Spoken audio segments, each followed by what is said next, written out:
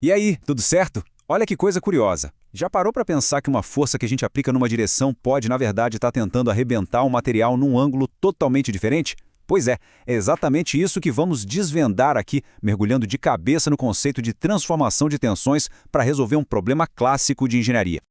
Então, vamos lá. Nosso ponto de partida é um desafio bem comum para quem é da área. As forças num material, elas não são tão simples, sabe? Elas não agem só para frente e para trás. Muitas vezes, o perigo se esconde em ângulos que a gente nem imagina. E é nesses ângulos que uma falha pode começar. Bora descobrir como encontrar esses pontos críticos?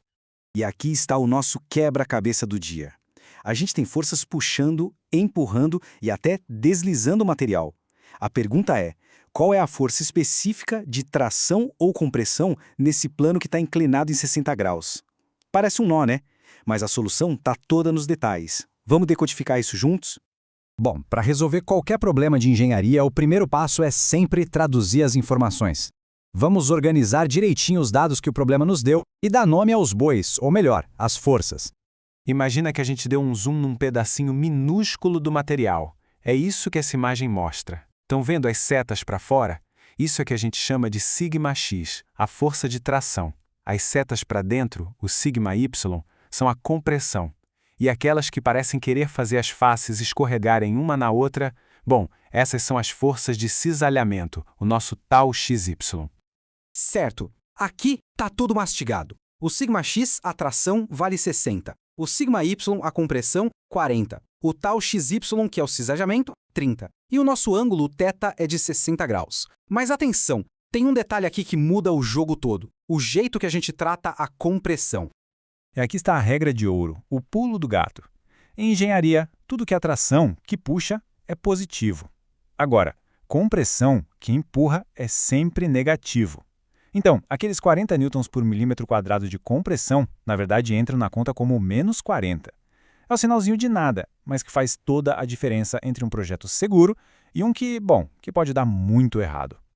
Ok, agora que a gente já preparou os ingredientes, precisamos da receita. E para este desafio, a receita é a famosa equação de transformação de tensão. Pensa nela como se fosse uma lente mágica, que permite a gente girar nossa perspectiva e enxergar como essas forças se comportam em qualquer ângulo que a gente quer olhar. E aqui está ela, parece um bicho de 7 cabeças, mas vamos com calma. Basicamente, ela faz 3 coisas. Primeiro, calcula uma tensão média.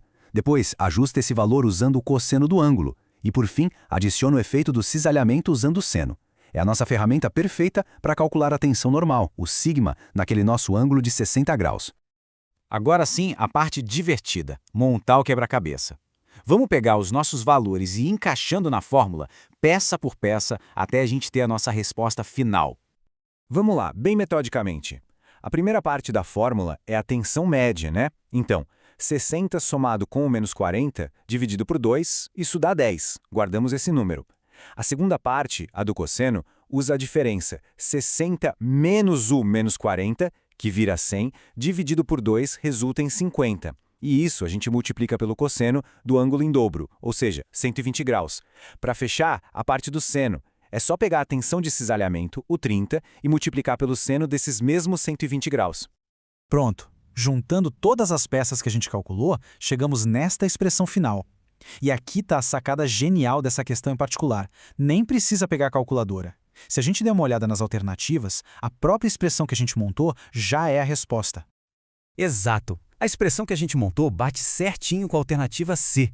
Problema resolvido. Mas a história não termina aqui não, porque afinal tudo isso é tão importante na vida real. Pois é, esse cálculo vai muito além de passar numa prova. Ele revela um princípio fundamental da engenharia, a importância da perspectiva. O jeito que um material sente uma força depende totalmente do ângulo pelo qual a gente está olhando. E isso aqui ilustra perfeitamente as lições práticas. A falha de uma peça, sei lá, a asa de um avião ou uma viga num prédio, pode começar justamente num plano inclinado onde a tensão é máxima. Um ponto fraco que não era nada óbvio.